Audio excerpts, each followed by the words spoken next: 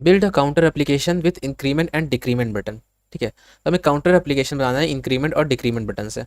अभी हम कैसे कर सकते हैं, तो हम क्या करते हैं यहाँ पे इंक्रीमेंट और डिक्रीमेंट वाला जो बनाएंगे काउंटर, ठीक है, उससे करते हैं ये वन डॉट जेस को बंद करते हैं। यहाँ पे वन डॉट जेस का काम नहीं, इसको भी कमेंट कर देते हैं। ठीक है, वन डॉट जेस का काम है ही नहीं। अब यहाँ टू पे काम करेंगे, तो यहाँ पे हम लिखते हैं टू डॉट जेएस।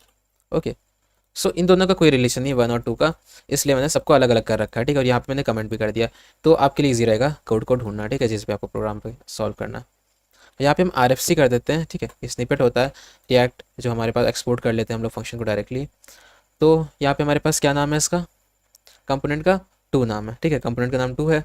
हमें क्या करना है कि हमें एक काउंटर एप्लीकेशन बनाना है जिसमें इंक्रीमेंट और डिक्रीमेंट का बटन हो। ठीक है, तो यहाँ पे हमें पता है कि रिएक्ट में क्या होता है कि हमारे पास स्टेट मैनेज करने के लिए होता है। ठीक है, जैसे कि हमें अगर कोई भी कंपोनेंट पे रेंडरिंग करानी है, ठीक है, रेंडरिंग करानी है, तो यहाँ पे हम क्या कर सकते हैं, स्टेट मैनेज करते हैं। ठीक है, तो हम यहाँ पे यूज़ करते हैं यूज स्टेट। तो वही हम यहाँ पे यूज़ करेंगे, जैसे कि बटन बना लेते हैं पहले, जो कि क्या कराएगा, जो कि दिखाएगा कि इंक्रीमेंट करने के लिए। ठीक है, तो ये प्लस बटन हो जाएगा। और दूसरा बटन बना लेते हैं यहाँ पे डिक्रीमेंट के लिए, वो माइनस बटन हो जाएगा। ठीक है, देखिए, तो दो बटन है हमारे पास।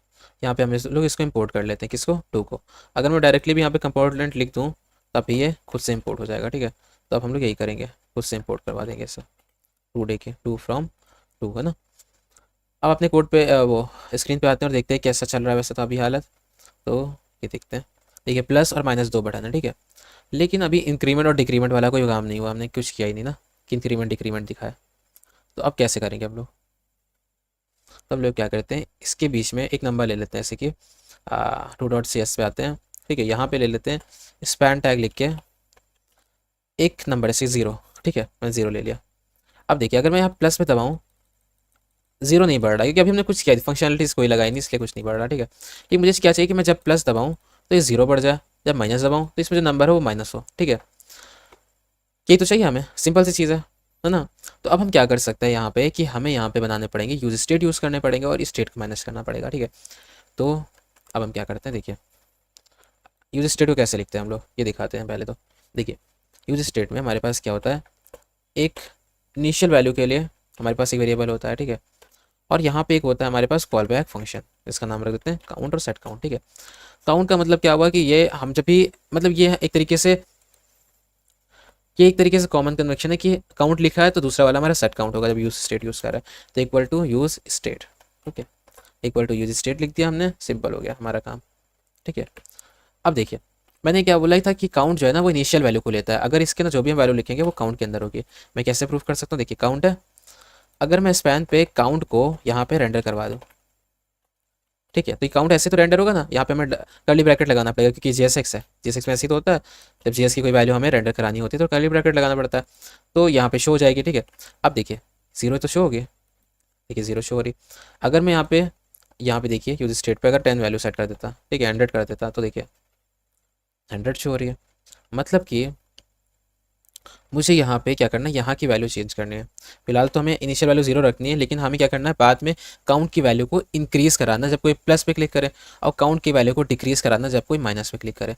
तो वो कैसे कौन कराता है, वो सेट काउंट के जरिए हम लोग कर सकते हैं। जैसे कि अगर मैं यहाँ लिखूँ कि ऑन क्लिक पे, ठीक है, ऑन क्लिक पे एक फंक्शन चले और जो फंक्शन क्या करेगा हमारा सेट काउंट से काउंट की वैल्यू को कहेगा कि तुम भाई +1 हो जाओ। मैंने कहा ऑन क्लिक पे मतलब बटन के प्लस के ऑन क्लिक पे एक फंक्शन कॉल होगा, इसको आप फंक्शन अलग से बना सकते थे बाहर भी, ठीक है, लेकिन यहाँ सिंपल सा कोड है इसलिए मैंने यही लिख दिया। और सेट काउंट क्या करेगा, जो कि कॉल बैक फंक्शन है, वो काउंट की वैल्यू को इंक्रीज करता रहेगा, जितनी बार भी हम इस पर क्लिक करते रहेंगे तो इंक्रीज होता रहेगा, और स्टेट बढ़ता रहेगा तो स्टेट की जो वैल्यू होगी वही तो काउंट के अंदर वैल्यू हमेशा होगी स्टोर्ड। तो ईजी हो गया, देखिए प्लस पे क्लिक किया बढ़ रहा है। अब माइनस के लिए तो कोई फंक्शनलिटी नहीं है, तो माइनस के लिए भी फंक्शनलिटी हम डाल सकते हैं। कैसे, देखिए ऑन क्लिक पे मैं कहता हूँ कि ऑन क्लिक पे, ठीक है, ऑन क्लिक पे सेट काउंट, ठीक है, काउंट -1 कर दो। ओके, सो इस तरीके से नहीं कर सकते हैं, अगर हम यहाँ माइनस कर दे तो देखिए -1 हो रही है, ठीक है ना, और यहाँ प्लस कर रहे हैं तो प्लस हो रही है। अब ईजी हो गया।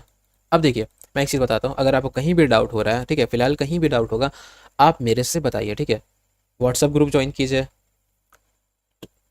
उसको भी मैं लिंक डिस्क्रिप्शन दे दूंगा, ठीक है। तो आप व्हाट्सएप ग्रुप ज्वाइन कीजिए या फिर कुछ भी ज्वाइन कीजिए, ठीक है। और ये मैं कोशिश करूँगा इसको 1 को मैं वीडियो बनाने की, क्योंकि आजकल मेरे पास टाइम नहीं रहता वीडियो बनाने का, और मैं कोशिश करता हूँ कि ज़्यादा से ज़्यादा वीडियो बना लूँ, ठीक है। तो मैं एक बार में बैठता हूँ और सारी वीडियो कंप्लीट करने की कोशिश करता हूँ, ठीक है। तो मज़ा है, बस ऐसे ही करते हैं। आप बस फोकस करिए, ठीक है। फोकस करेंगे तो मज़ा आती है वीडियो बनाने में, और थोड़ा सपोर्ट।